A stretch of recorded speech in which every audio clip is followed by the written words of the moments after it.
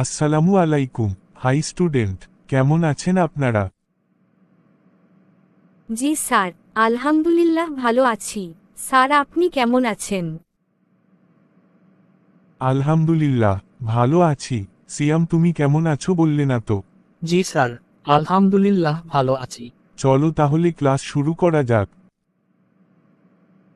Sir, আজকে না পড়লে হয় না। স্যার, আজকে একটা গল্প শুনান প্লিজ। ওকে ঠিক আছে, একটি ঘটনা শোনাচ্ছি, মন দিয়ে শোনো। ঘটনাটি এই যে, মুসা আলাইহি ওয়াসাল্লাম আল্লাহ পাকের দরবারে দোয়া করার জন্য তুর পাহাড়ে যাচ্ছিলেন। রাস্তায় শয়তানের সাথে দেখা হলো। শয়তান বলল, আমার একটি আবেদন আছে। আমি বড় পাপী, আমার কিছু একটা আল্লাহ তায়ালা ব্যবস্থা করে দেন, যেন আল্লাহর কাছে বলবেন। নবীগণ খুব স্নেহ প্রবল হয়ে থাকেন। শয়তানের দুরবস্থা দেখে মুসা আলাইহি ওয়াসাল্লাম স্নেহের আবেগে ভরে উঠলেন। ফলে তিনি শয়তানের সঙ্গেও ওয়াদা করলেন। তারপর মুসা আলাইহি ওয়াসাল্লাম গিয়ে আল্লাহ তাআলার দরবারে দোয়া করলেন, কিন্তু শয়তানের কথা ভুলে গেলেন।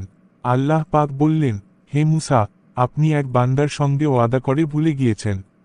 তখন শয়তানের আবেদনটি মুসা আলাইহি ওয়াসাল্লাম এর মনে পড়ে গেল। তিনি শয়তানকে মাফ করে দেওয়ার জন্য আল্লাহর দরবারে আবার আরজ করলেন। আল্লাহ ইরশাদ করলেন, শয়তানকে বলে দিবেন যে, তার ওপর আমার যে বিষয়টি নিয়ে ক্রোধ হয়েছে সেটা এখনও আছে। যদিও আদম এখনও জীবিত নাই, কিন্তু তার কবর এই দুনিয়াতেই বিদ্যমান আছে, তার কবরকে সেজদা করুক, তার সব গুনাহ মাফ হয়ে যাবে। মুসা আলাইহি ওয়াসাল্লাম এই কথা শুনে খুব খুশি হলেন যে, একটি সুন্দর ব্যবস্থা পাওয়া গেছে। এতে শয়তানের কোনো আপত্তি থাকার কথা নয়। তাহলে ভালোই হবে যদি সে এই কাজটা করে নেয়। দুনিয়া থেকে সকল অশান্তি দূর হয়ে যাবে। মোট কথা তিনি ফিরে এলেন। রাস্তায় শয়তানের সঙ্গে দেখা হলো। তিনি শয়তানকে বললেন, শয়তান, তুই বড় ভাগ্যবান। আমি তোর জন্য আল্লাহর দরবারে সুপারিশ করাই আশ্চর্য এক সহজ ব্যবস্থা দিয়েছেন। শয়তান বলল, বলুন দেখি সেই সহজ ব্যবস্থাটি কি? মুসা আলাইহি ওয়াসাল্লাম আল্লাহ পাকের ইরশাদ শুনিয়ে দিলেন। শয়তান বলল, মাশাআল্লাহ, ভালোই ব্যবস্থা এনেছেন। আমি জীবিত আদমকেই সেজদা করিনি, আর এখন মরা আদমকে সেজদা করতে যাব। কম বখত, খান্নাস। শয়তান এই সহজ ব্যবস্থাটি মেনে নিতে পারল না। অথচ সেও যদি তৌবা করে নিত, তবে তার বিরুদ্ধে আর কোনো অভিযোগ থাকে না। ইস, শয়তানটা যদি তওবা করে ফেলতো, তাহলে তো আমাদের আর শয়তানের ওসায় করে গুনার কাজ করতে হতো না।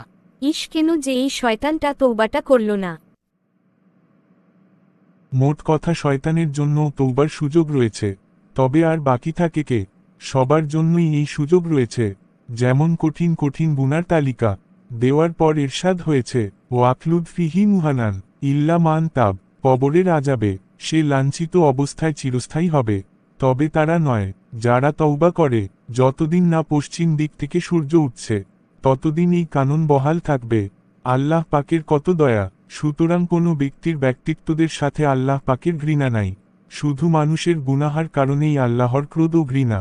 তো আমার ভালোবাসার বন্ধুরা, এই ঘটনা থেকে তোমরা কি শিক্ষা নিতে পারলে অবশ্যই কমেন্ট বক্সে বলে যাও, আর আমাদের পাশেই থাকো।